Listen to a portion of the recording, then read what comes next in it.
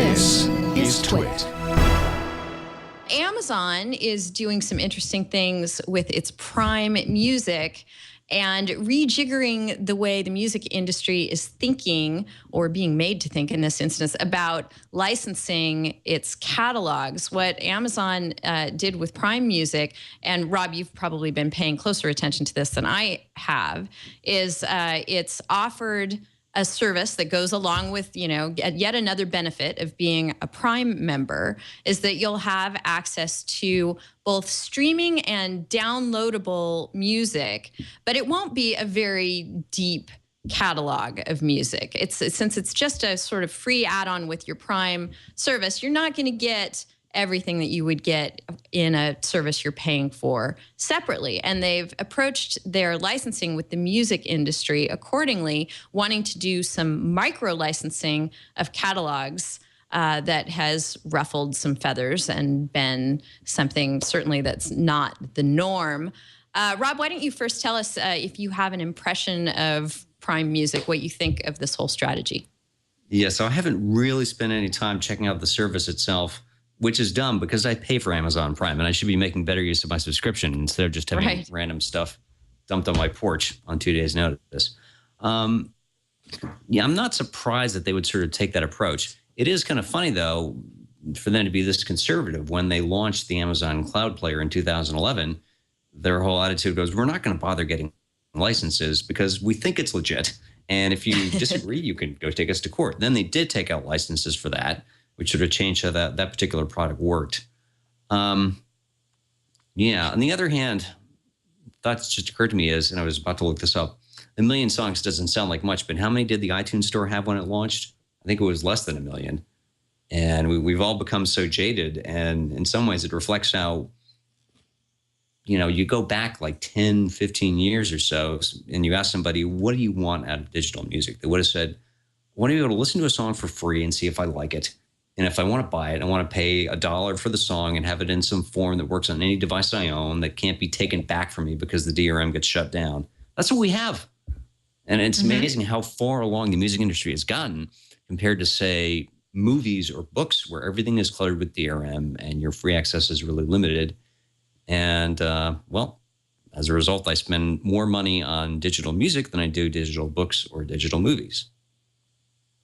Right. There are a few interesting components of the Prime Music service. I mentioned that the music was downloadable. It's downloadable in what's called a tethered fashion, which, as I understand it, means that your downloads will be there while you are a subscriber to the service. And should you cancel Prime, your downloads somehow, I don't know if it's like a Mission Impossible self-destruct or how they go off your device. Tethered download is a phrase that hasn't been in use in a while. The very first truly awful digital music services, things like MusicNet and PressPlay, you would pay a monthly fee, which would give you streaming access, and you would get X number of tethered downloads a month. And if you stop paying for them, they'd go away. It's almost like a caricature of a music service, as if you asked the writers of The Onion, can you concoct the worst possible music service? And this was like the big record label's idea of what people would want. It was supposed to be them responding to Napster, when instead they were basically telling people, go to Napster. That's the only place you're going to get the music you want in a usable form. Now, in this case, I don't think that's what Amazon's trying to do here. They're not trying to replace Spotify or Pandora or even Napster in its current iteration. Is there still a current iteration of Napster? Here we go. Napster has joined Rhapsody. Oh, here we go. Thank you, Victor. So I don't know. I don't know if Best Buy is involved in that somewhere too.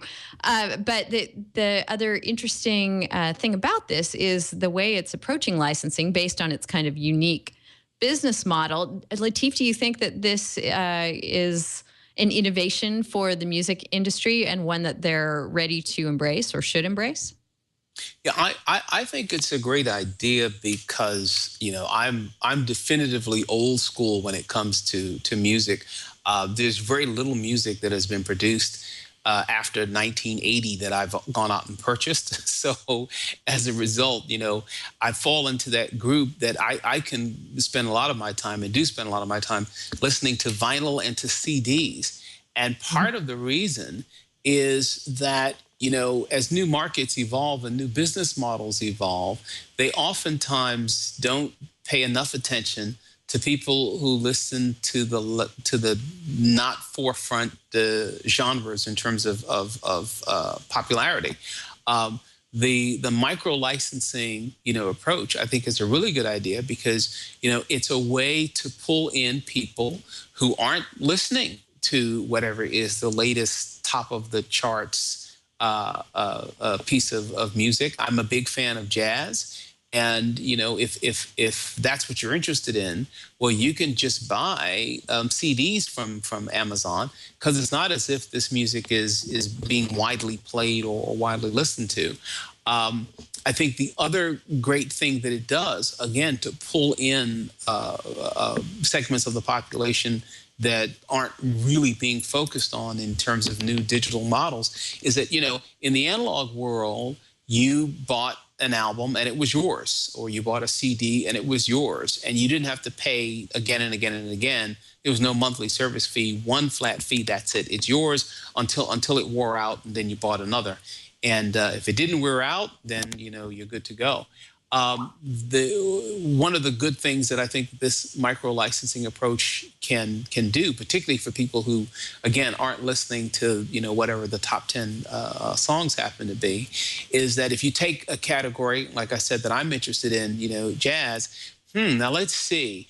I can buy tons of jazz CDs, but I'll never be able to buy them all, unless, of course, I join a micro licensing subscription in which, in effect, I'm paying to have access to all of the jazz CDs in a catalog. And given the fact that the way that we listen to music now, it has really been transformed over the last 25 years from copies, being able to play individual copies, and instead just being able to have access to the content. Eventually everyone is going to have access to content. It's just going to be a question of which service you're plugged into. And as you can freely trade and exchange back and forth between, different services, well, this is just going to make sense for everyone.